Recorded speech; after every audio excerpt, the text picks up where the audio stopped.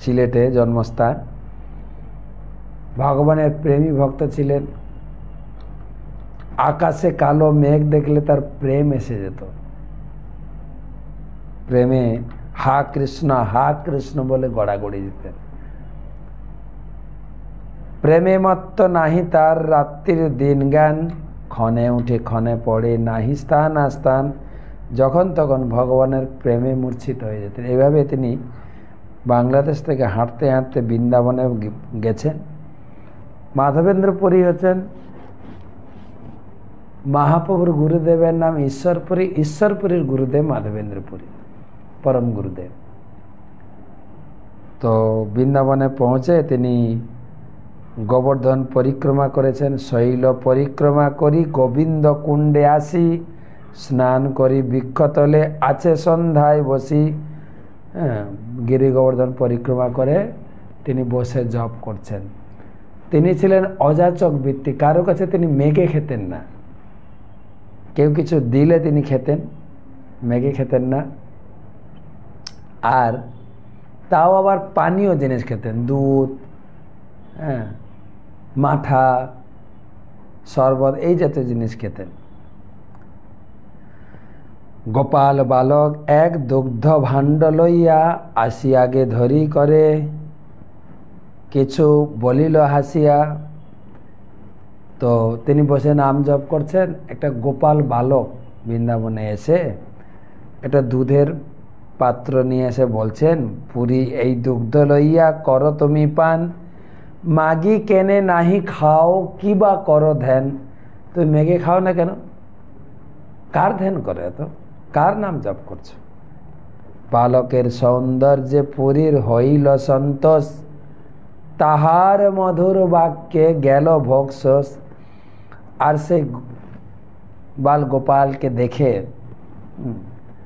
মাধবেন্দ্র, সে তো ভগবান স্বয়ং, মাধবেন্দ্র পুরী অত্যন্ত সন্তুষ্ট। এত সুন্দর বালক আর এত সুন্দর মধুর কথা বলছে। গোপালের কথাবার্তা তো মধুর। একটা গান আছে না, অধরং মধুরম বদনং মধুরম।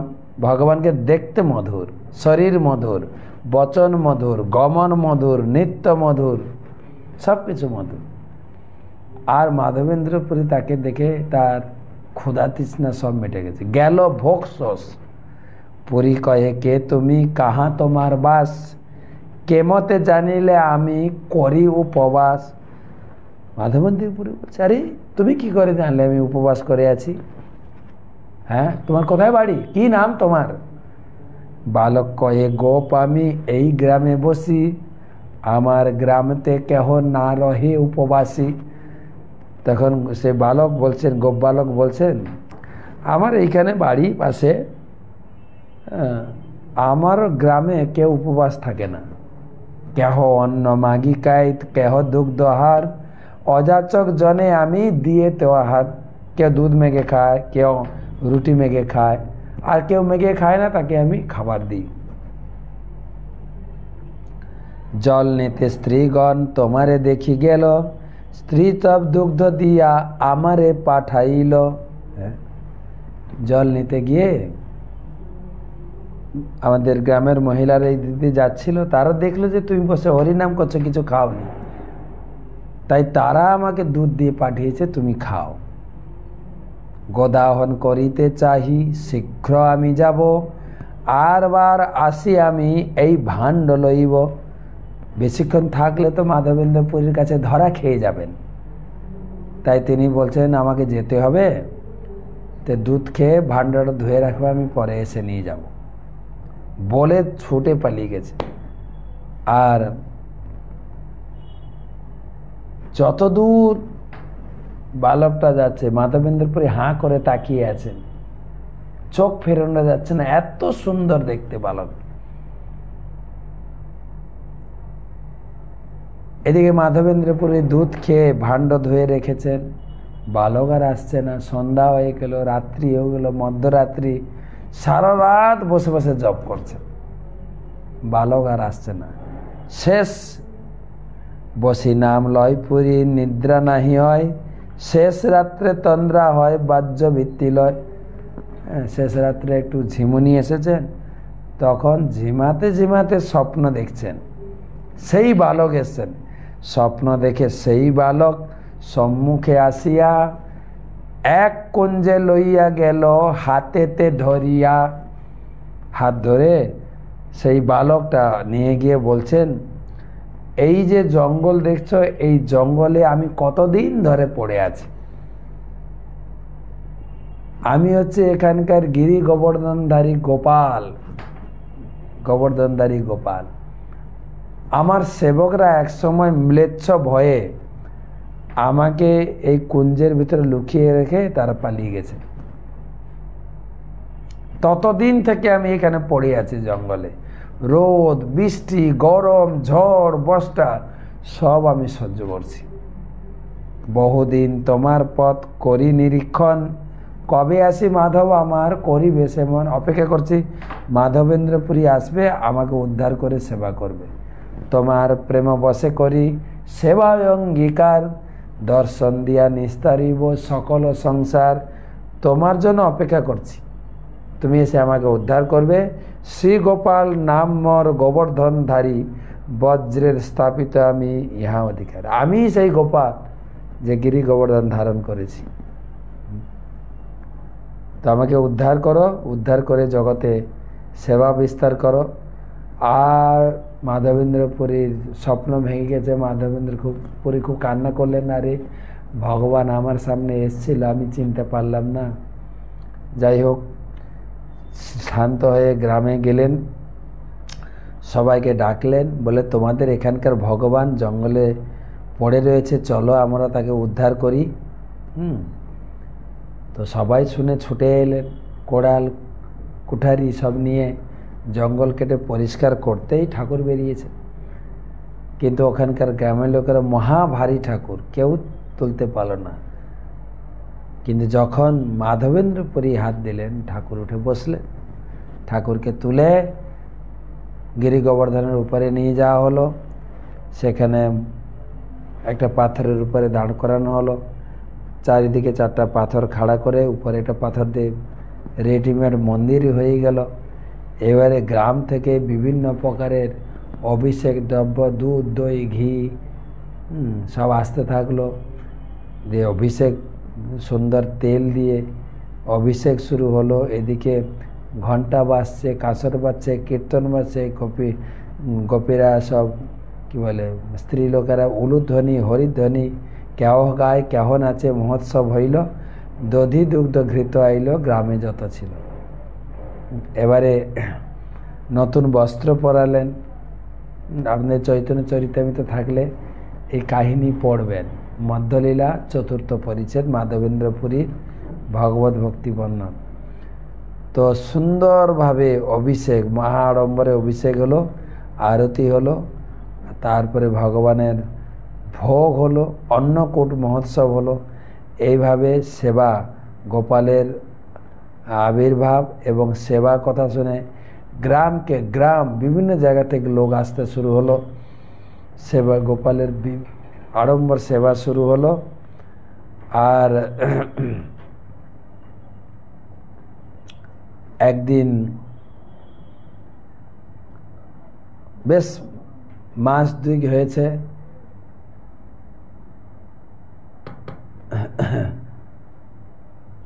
তো অনেক দিন, প্রায় 2 মাস হয়ে গেল সেবা। গোপাল একদিন স্বপ্ন দিয়েছেন মাধবেন্দ্রপুরী। তো বলছেন,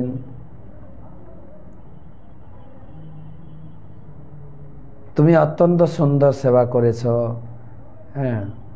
এত সুন্দর ভোগ নিবেদন করছো, এটা খুব ভালো। কিন্তু একটা কথা তোমাকে বলি, যে সেই যে এতদিন ধরে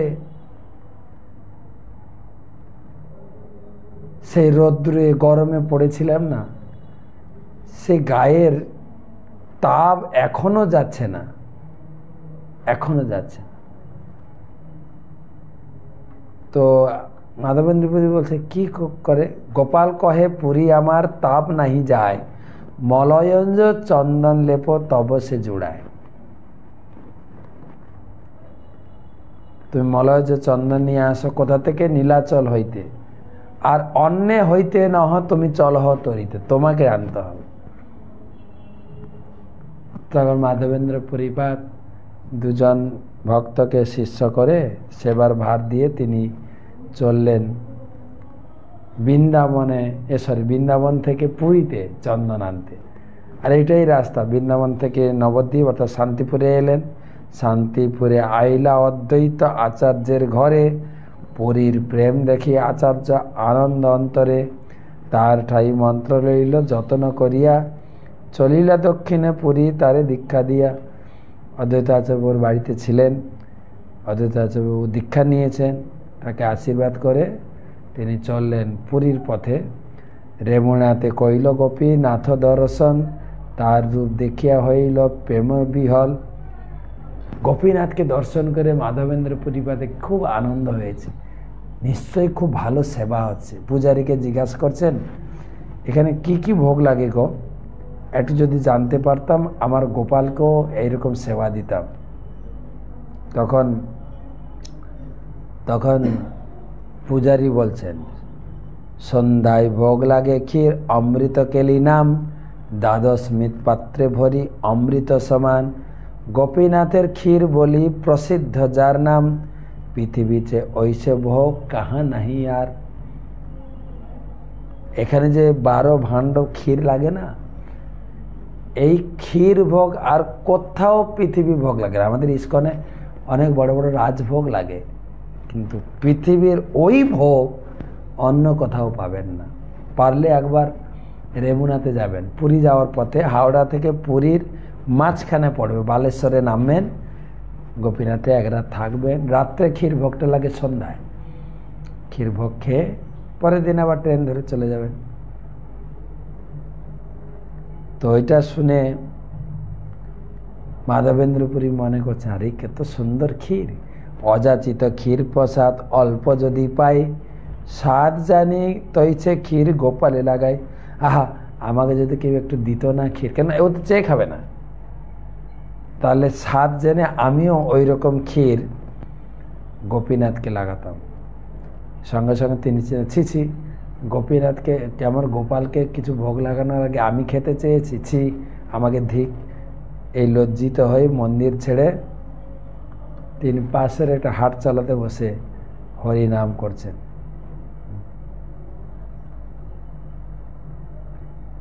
ও সব সারাদিন কিছু খায়নি। প্রেমামৃতে তৃপ্ত ক্ষুধা তৃষ্ণা নাহি বাদে, ক্ষীর ইচ্ছা হইল তাহে মানে অপরাধে। শূন্য গ্রামের শূন্য হাটে বসে করেন কীর্তন, এথা পূজারি করাইল ঠাকুরে শয়ন। তার মন্দির ছেড়ে পাশের হাট চালাতে বসে হরিনাম করছেন, আর এদিকে পূজারি ভগবানকে ভোগ লাগিয়ে ভোগ সরিয়ে শয়ন দিয়ে পূজারি সন্ন্যাস শুয়ে গেছেন। রাত্রে পূজারীর স্বপ্নে গেছেন গোপীনাথ, এই ঘুম থেকে উঠো, তুমি কটা ভোগ লাগিয়েছিলে? ক্ষীর ভোগ। বলছে 12টা লাগিয়েছে ঠাকুর। কটা সরিয়েছে? 12টা সরিয়েছে। বলছে না, একটা ক্ষীর আমি লুকিয়ে রেখেছি, ধরার আঁচলে ঢাকা এক ক্ষীর হয়, তোমরা না জানিলে তাহা আমারও মায়া। আমার মায়া বুঝতেও পারোনি, আমি একটা লুকিয়ে রেখেছি। কার জন্য লুকিয়ে রেখেছি? মাধব পুরী সন্ন্যাসী আছি হাটেতে বসিয়া, তাহাকে তো এই ক্ষীর শীঘ্র দেহ লইয়া। আমার ভক্ত মাধবেন্দ্র পুরী, তাকে এই ক্ষীরটা দেবে। আর পূজারী ধরপড় করে উঠেছে, স্নান করেছে, কাপড় পরেছে, তিলক করেছে, মন্দিরে গিয়ে ভগবানের চরণে আঁচল কাপড়টা সরিয়ে দেখে ক্ষীর আছে। সে ক্ষীর নিয়ে দৌড়াচ্ছেন, কোথায় মাধবেন্দ্র পুরী, কোথায় মাধবেন্দ্র পুরী। মাধবেন্দ্র পুরী চিন্তা করছে, আরে আমাকে তো কেউ চেনে না, এখানে আমার নাম ধরে কেউ ডাকছে। গিয়ে মাধবেন্দ্রপুর পরিচয় দিলেন, আমার নাম মাধবেন্দ্র। তাকে পূজারী প্রণাম করে ক্ষীর ভাণ্ড দিয়ে, ক্ষীর লহ এই যার নাম মাধবেন্দ্র পুরী, তোমার লাগি গোপীনাথ ক্ষীর কইল চুরি।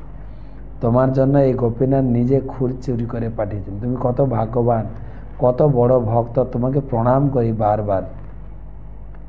ক্ষীর লইয়া সুখে তুমি করো ভক্ষণে, তোমা সম ভাগ্যবান নাহি ত্রিভুবনে। তো মাধবেন্দ্র পুরী সেই ক্ষীর নিয়ে খুব অবাক এবং আনন্দিত হলেন এবং প্রেমের আবেশে সে ক্ষীর খেতে শুরু করলেন। যত ক্ষীর খায় তত প্রেম জাগে। লাস্টে ক্ষীরের ভাণ্ডটা ভেঙে নিজের বসনের আঁচলে বাঁধলেন, এই ভাণ্ডটাও খাবো। ভগবান নিজের হাতে আমার জন্য ক্ষীর চুরি করেছেন। পরে চিন্তা করছেন, ঠাকুর মরে ক্ষীর দিল, লোক সব শুনি, দিনে লোক ভিড় হবে মোর প্রতিষ্ঠা জানি। এই পূজারি তো কালকে বলবে সবাইকে এই মাধবেন্দ্র পুরীর জন্য এখানকার ঠাকুর ক্ষীর চুরি করেছে, সকলে এসে লোক ভিড় করবে। এই ভয়ে ভোর হওয়ার আগেই রাত্রে হাঁটা শুরু করলেন। সেই ভয়ে রাত্রি শেষে চলিলা শ্রীপুরী, সেইখানে গোপীনাথে দণ্ডবোধ করে, সেখানে প্রণাম করে গোপীনাথকে ওখান থেকে চললেন পুরীতে। আর আনন্দে চলছেন। আর আগে থেকে তো খবর হয়ে গেছিল মাধবেন্দ্র পুরী আসছেন, যার জন্য গোপীনাথ ক্ষীর চুরি করেছে। ওখানকার পুরীর লোকে খুব সম্মান করেছেন। ওখানকার রাজা তাকে বাসস্থান দিয়েছেন, তার সব সেবার ব্যবস্থা করেছেন এবং মাধবেন্দ্র পুরীর জন্য 2 মণ চন্দন,